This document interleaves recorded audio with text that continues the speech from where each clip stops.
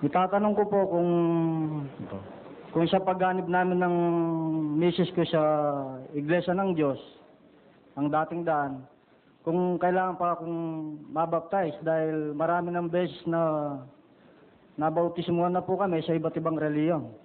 Yun naman yung nagbautismo sa inyo, mga pastor na walang karapatang magbautismo.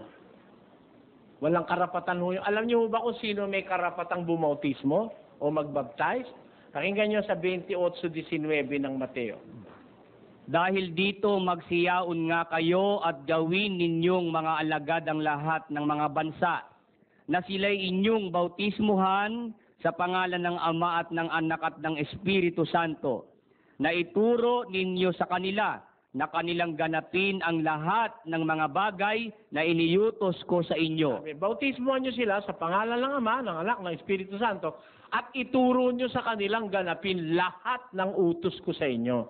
Therefore, ang binigyan ng karapatang magbautismo, yung makakapagturo ng lahat ng utos.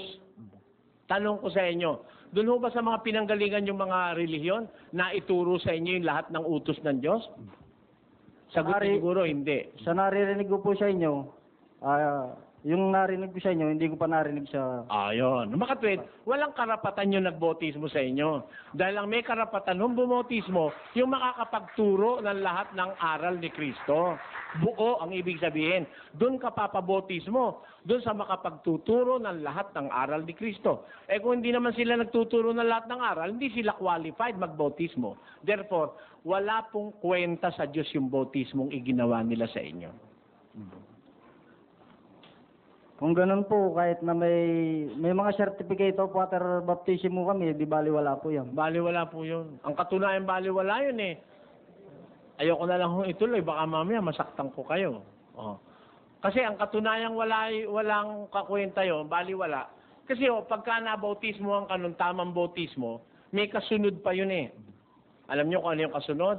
Yun ang bautismo naman sa Espiritu Santo at sa apoy. At si Kristo naman ang magsasagawa sa tao noon. Pag nabautismo ka sa Espiritu Santo, ang aral ni Kristo sasagana sa buhay mo. Malalaman mo lahat yung aral. Nakasulat sa Biblia, pagdating ng Espiritu sa inyo, siya ang magpapaalaala sa inyo ng lahat ng aking sinabi. Sa mga relihiyong pinanggalingan nyo, hindi nyo natutunan yung natutunan nyo sa pakikinig sa akin, di ba? Hindi yun. Bode, ibig sabihin, hindi kayo nabautismo sa Espiritu Santo at sa apoy. Na kailangan para ang tao'y matuto. Kaya po, baliwala yung bautismong ginawa nila sa inyo.